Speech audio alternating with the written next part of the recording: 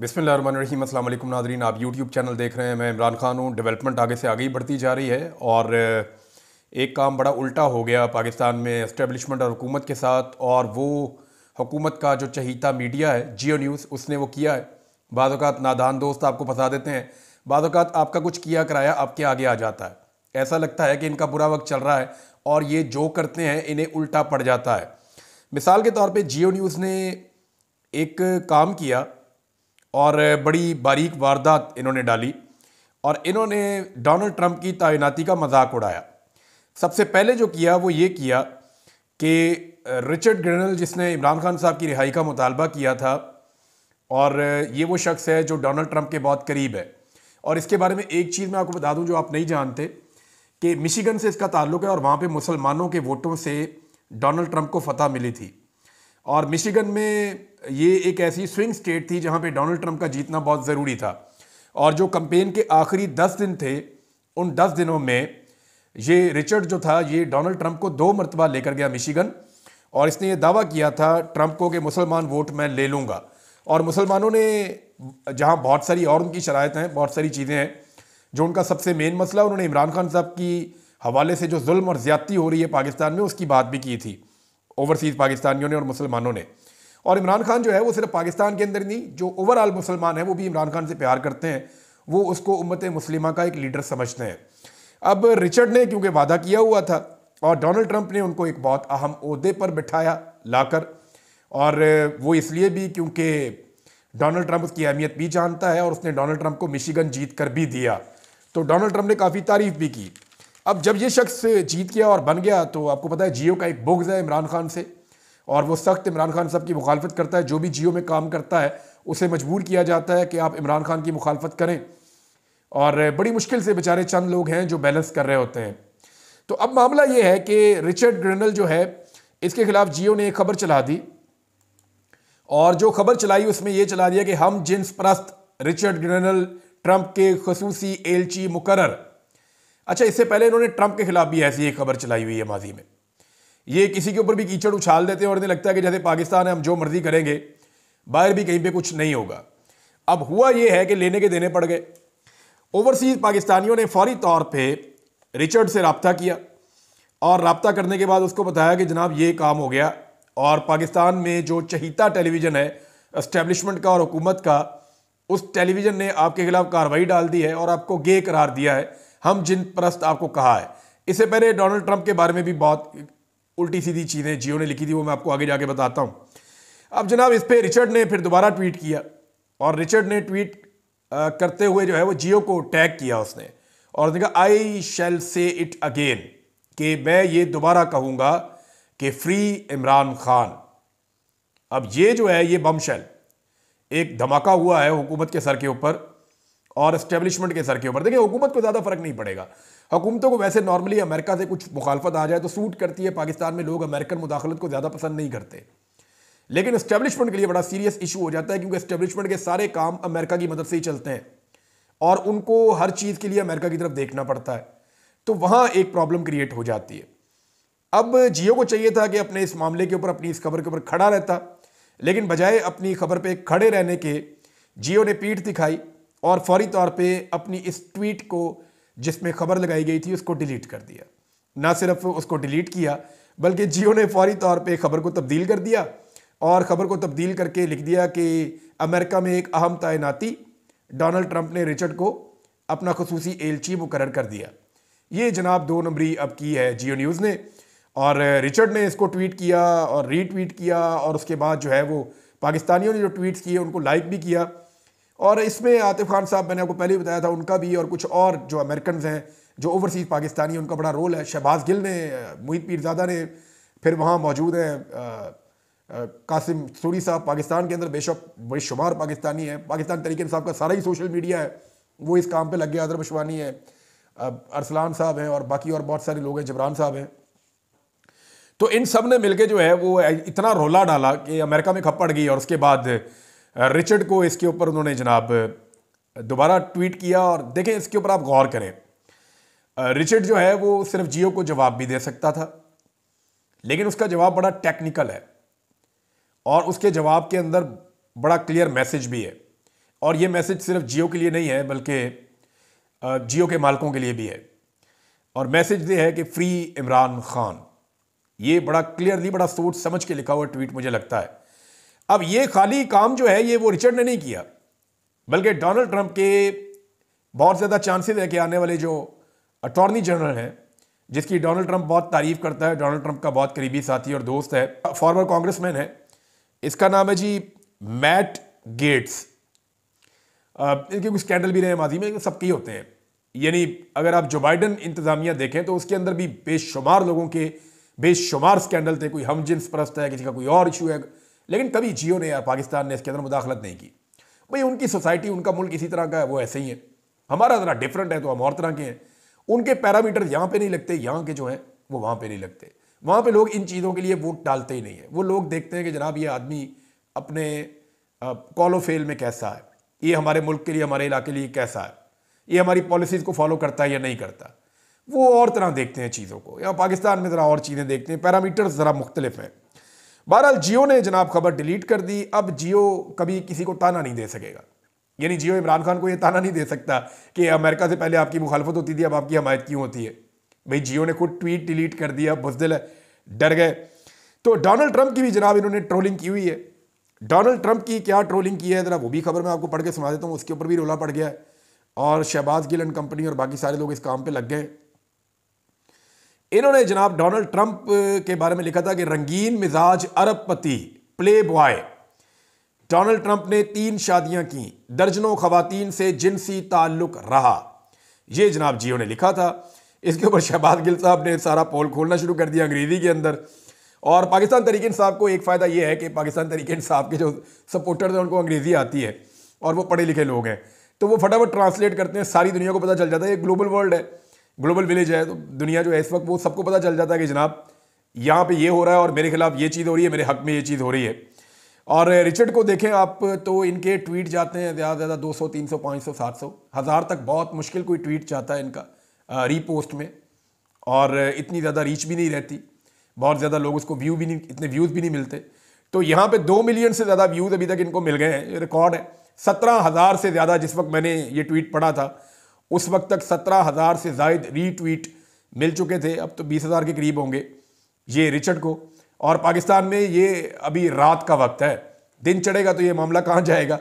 तो यहाँ से भी आप अंदाज़ा लगा लें कि इस दफ़ा पहली दफ़ा ऐसा हो रहा है कि किसी अमरीकी का बयानिया पाकिस्तान के अंदर पॉपुलर हो रहा है, वरना यहाँ पे तो हमेशा से अवाम उनके बयानियों को पसंद नहीं करती रही। अब जो ट्रंप की ट्रोलिंग की है उसके ऊपर अगर कोई रिएक्शन आएगा तो ये एक और बड़ी शर्मिंदगी वाला मामला हो जाएगा। मेरी इन्फॉर्मेशन के मुताबिक जियो की बहुत ठीक ठाक क्लास हुई है और उस क्लास के बाद उन्होंने फिर ये चीज़ जो है वो डिलीट की और फिर अपनी खबर को बदला है। एस्टेब्लिशमेंट के लिए मुश्किलात खड़ी हो गई हैं क्योंकि अमेरिका में जो है वो पाकिस्तान के अंदर जो कुछ भी होता है उसको एस्टेब्लिशमेंट की ऐनक से वो देखते हैं। यानी वो ये मानने के लिए तैयार नहीं है कि पाकिस्तान के अंदर कोई बड़ी चीज़ अमेरिका के हवाले से हो और पाकिस्तान की एस्टेब्लिशमेंट का उसमें रोल ना हो। एक ट्रस्ट का डेफिसिट भी है, लेकिन वो पाकिस्तानी एस्टेब्लिशमेंट को हर चीज़ के लिए जिम्मेदार समझते हैं और बहुत हद तक ठीक भी समझते हैं। अब ये जो कुछ भी खबरें हो रही हैं या जो चीज़ें हो रही हैं इसके लिए भी वो पाकिस्तान की एस्टेब्लिशमेंट को ही जिम्मेदार समझते हैं और एस्टेब्लिशमेंट की मुश्किलात में इजाफा हो रहा है। एक तरफ ये कोशिश कर रहे हैं कि अमेरिका की नए आने वाली एडमिनिस्ट्रेशन के साथ अच्छे ताल्लुकात बनाएं, किसी तरह पाकिस्तान की मिलिट्री एस्टेब्लिशमेंट के उनके साथ ताल्लुकात फ़रोग़ पा जाएं, किसी तरीके से जो है वो ये जो हुकूमत है, इस हुकूमत की अमरीकी हुकूमत जो आने वाली है उसके साथ अच्छे ताल्लुकात बन जाएं और इमरान खान साहब को जेल में रखने का रास्ता खुला रहे, जैसा कि जो बाइडन के दौर में खुला रहा। एक तरफ ये दिन रात मेहनत कर रहे हैं, लॉबिंग कर रहे हैं, पैसा खर्च कर रहे हैं, लोगों को इन्वॉल्व कर रहे हैं, एक तरफ तो ये सब कुछ कर रहे हैं और दूसरी तरफ जो है वो इस तरह की एक खबर लगा के चीज़ों पे पानी फेर दिया गया। लेकिन जो टेस्टर लगाया गया था वो पूरा खुलकर सामने आया और ठीक ठाक झटका लगा है दूसरी तरफ से कि जनाब हमारी तो पोजीशन बड़ी क्लियर है और हम तो यही समझते हैं कि इमरान खान बेगुनाह जेल में है, उसको रिहा किया जाए। अब मामला यहाँ नहीं रुकता ना, मामला आगे बढ़ गया है। यहाँ पे कुछ और ट्वीट्स हैं। एक तो रिचर्ड का मैंने आपको बताया, एक मैंने आपको बताया कि जनाब मैट गेट्स, इसने भी एक ट्वीट किया और इसने भी ट्वीट करते हुए रीट्वीट किया रिचर्ड को और रीट्वीट करते हुए जो अटॉर्नी जनरल है आने वाले वक्त में डोनाल्ड ट्रंप का, ज़्यादा मुमकिनात ये है। और उसने जो रीट्वीट किया उसने रीट्वीट करते हुए लिखा कि फ्री इमरान खान, उसने भी यही मुतालबा किया। अब एक और शख्सियत है जनाब अमेरिका से, और ये है जी जॉन जेम्स। ये जो जॉन जेम्स हैं ये भी कांग्रेसमैन है और ये तगड़ा आदमी है अमेरिका का, और डोनाल्ड ट्रंप की पार्टी से इनका ताल्लुक है, डोनाल्ड ट्रंप के साथियों में से एक है। इन्होंने जो ट्वीट किया है वो बड़ा तफसीली है। इन्होंने कहा कि कोई भी हुकूमत, मैं उर्दू में आपको ट्रांसलेट करके बता रहा हूँ, वो अपने मासूम शहरियों को कत्ल नहीं कर सकती, कत्ल करने का जवाज़ नहीं रखती। और जैसा कि पाकिस्तान में नवंबर में कत्लेआम हुआ जो पाकिस्तानी फोर्सेस ने किया, उसके बारे में उन्होंने कहा is no exception, no regime should silence its people through violence. कोई भी जो रिजीम है या हुकूमत है वो अपने लोगों को तशद्दुद के ज़रिए से खामोश नहीं उसको करवाना चाहिए। मैं पाकिस्तानी भाइयों और बहनों के साथ खड़ा हूँ और उनके लिए आज़ादी और इंसाफ की जिद्दोजहद में उनके साथ खड़ा हूँ। ये जनाब जॉन जेम्स का भी स्टेटमेंट आ गया। एक स्टेटमेंट और भी है जनाब, ये डैरन जे बेटी, अब इसी तरह स्पेल करते हैं, शायद इसको ऐसे ही बोलते हैं, इनके नाम भी ज़रा मुश्किल है। ये जनाब डोनाल्ड ट्रंप के लिए तकारीर लिखता, एक अमरीकी सियासतदान भी है, अमरीकी वाइट हाउस का ऑफिशियल राइटर भी रहा है और डेमोक्रेट्स में इसके बड़े ताल्लुकात हैं। कुछ चीज़ें इसने कंट्रोवर्शियल की थी माजी में, लेकिन अब ये फिर डोनाल्ड ट्रंप के और उसकी टीम के बहुत करीब है, उसकी टीम का हिस्सा है। इसने भी जनाब रीट्वीट किया रिचर्ड के ट्वीट को और ये कहा कि बिल्कुल आपने सही मुतालबा किया है और उसकी हमायत की। तो इस तरह जो डोनाल्ड ट्रंप की पूरी टीम है, ऐसा लगता है कि वो इस वक्त पाकिस्तान तहरीक इंसाफ के या पाकिस्तानियों के या ओवरसीज़ पाकिस्तानी जितने अमेरिका में रहते हैं उनके बयानिए के साथ खड़ी हो गई है। ओवरसीज़ पाकिस्तानियों ने अपनी ताकत शो की है, ना सिर्फ बरतानिया में बल्कि अमेरिका में, और बड़े ज़बरदस्त तरीके से शो की है। और उन्होंने ये बताया है कि अगर आपके अपने लोग आपके साथ खड़े हों तो आपको किसी लॉबिंग फर्म की ज़रूरत नहीं रहती, आपको लॉबिस्ट हायर करने के लिए करोड़ों अरबों खर्च नहीं करने पड़ते। आप सिर्फ अपने लोगों के साथ बनाकर रखें, अपने लोगों को इज्जत दें, तो वो आपके लिए सब कुछ करने के लिए तैयार है। मेरी ओवरसीज़ पाकिस्तानियों से बातचीत हुई तो उन्होंने कहा जी हम ये सोच भी नहीं सकते थे कि हमारे अंदर इतनी कैपेसिटी है। 1.5 साल पहले जब हमने फ्रेंड्स ऑफ इमरान खान को शुरू किया, जिसमें डॉक्टर्स की, फिजिशियंस की एक बहुत बड़ी तादाद थी, और फिर उसके साथ लोग जुड़ते चले गए। शुरू में 1500 लोग जुड़े, फिर बढ़ते गए, तो हमें बाद में ये आइडिया हुआ कि हमारी स्ट्रेंथ क्या थी, हमारी कैपेसिटी क्या है, हम अमेरिकन हुकूमत से कैसे चीज़ें मनवा सकते हैं और कैसे उनके अंदर अपने आप को पेनिट्रेट कर सकते हैं। तो ये सब कुछ उन्हें वक्त के साथ साथ पता चला और मुझे बहुत सारी चीज़ें उन्होंने ऐसी बताई हैं, फ्यूचर में मैं आपके साथ शेयर करूँगा। अब जनाब इस्टेब्लिशमेंट के लिए मुश्किलात हैं, वो इस हुकूमत के पीछे से हट भी नहीं सकते और इस हुकूमत के पीछे रह भी नहीं सकते। इमरान खान साहब को अंदर रख भी नहीं सकते, इमरान खान साहब को छोड़ भी नहीं सकते। अंदर रखते हैं तो बहुत सारी मुश्किलात हैं और वो मुश्किलात ऐसी हैं जिनसे ये अकेले निपट ही नहीं सकते, और अगर बाहर निकालते हैं तो सबसे बड़ी मुश्किल है कि इमरान खान साहब जो है वो कोई डील के बगैर बाहर निकलेंगे, और अगर वो डील नहीं करते और वैसे बाहर आ जाते हैं तो वो पाकिस्तानी सियासत के ऊपर कब्ज़ा कर लेंगे और फिर पाकिस्तान की सियासत उस तरफ जाएगी जिस तरफ इमरान खान चाहेंगे। तो ये सारी चीज़ें जब कैलकुलेट करके देखती है पाकिस्तानी इस्टेब्लिशमेंट तो मुश्किलात एक्चुअली इस्टेब्लिशमेंट के लिए बड़ी हैं। राणा सनाउल्लाह ने तो बड़े आराम से एक स्टेटमेंट दे दिया ना, राणा सनाउल्लाह ने कह दिया जी हम सामना करेंगे अमेरिका ने अगर दबाव डाला तो, और इरफान सिद्दीकी ने भी कहा जी हमारे पास तो एक कैदी जो है वो पहले भी शकील अफरीदी की सूरत में मौजूद है, तो अमेरिका तो उसके लिए भी दबाव डालता है, तो इमरान खान के लिए भी डाल ले तो कोई फ़र्क नहीं पड़ता। देखिए शकील अफरीदी को पूरा पाकिस्तान चाहता है कि उसको सज़ा हो, लेकिन इमरान खान को पूरा पाकिस्तान नहीं चाहता कि सज़ा हो। शकील अफरीदी के हक में पाकिस्तान में एक भी जलसा या जुलूस नहीं निकलता। शकील अफरीदी को कहें कि कॉल देकर देख ले, 15 बंदे बाहर नहीं आएंगे, उसके अपने घर वाले बाहर आने से डरेंगे। इमरान खान जब कॉल देता है तो पूरा मुल्क तो पाकिस्तान की हुकूमत खुद ही बंद कर देती है और पूरी दुनिया के अंदर एहतजाज होते हैं। तो शकील अफरीदी का इमरान खान के साथ मुवाजना या मुकाबला किया नहीं जा सकता। कुछ लोग इमरान खान साहब की उस मुबैना डील के बारे में बात कर रहे हैं कि जो मुज़ाकरात इमरान खान साहब के हो रहे थे, और जो मैंने आपको खबर भी दी थी कि 15 दिसंबर से पहले इमरान खान साहब को छोड़ने की ऑफ़र की गई थी, जिसे इमरान खान साहब ने कबूल नहीं किया। मैंने आपको क्लियरली कहा था कि ऑफ़र इमरान खान साहब को 15 दिसंबर से पहले छोड़ने की मिल गई थी और इमरान खान साहब को 15 दिसंबर तक छोड़ देना था और यकीन दहानी करवा दी गई थी और ऑफ़र भी मिल गई थी, लेकिन इमरान खान साहब ने उस ऑफ़र को कबूल नहीं किया। अब कुछ लोग कह रहे हैं कि इमरान खान साहब ने इसलिए नहीं कबूल किया, वो मान भी गए थे, डील भी हो गई थी, मसला सिर्फ इतना था कि इमरान खान साहब ने वीडियो बनाने से इनकार कर दिया, ताकि वीडियो कल को लीक हो गई तो फिर मैं क्या करूँगा, पब्लिक के अंदर मेरी ओपिनियन का क्या बनेगा। तो एक बात मैं आपको क्लियर कर दूं कि इतना बच्चा कोई भी नहीं है। इमरान खान साहब वहाँ जिसको भी मिलते हैं हर चीज़ की वीडियो बनती है, हर चीज़ की ऑडियो रिकॉर्ड होती है। इमरान खान साहब क्या ये नहीं जानते कि यहाँ पे जो भी मुझे मिलने आता है उसकी ऑडियो और वीडियो रिकॉर्ड होती है, जो भी बात मैं करता हूँ उसकी ऑडियो और वीडियो रिकॉर्ड होती है। तो ऐसे तो मुमकिन नहीं है ना, लोग बेवकूफ़ और बच्चे नहीं हैं कि आप एक कहानी सुना देंगे और लोग उस कहानी के पीछे चल पड़ेंगे। अब जनाब एक चीज़ और है, नून लीग मुज़ाकरात से भागती रहेगी।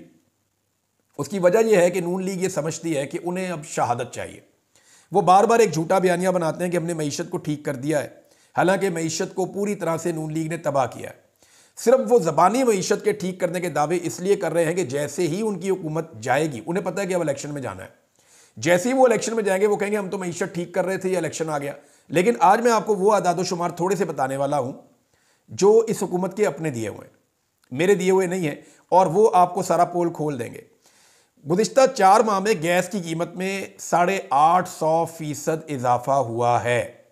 ये वफाकी इदारा शुमारियात ने सिर्फ 4 माह में गैस की कीमत में 850% इजाफे का इंकशाफ कर दिया है, जबकि बाकी तमाम चीज़ों की कीमतों में भी इजाफा हुआ है।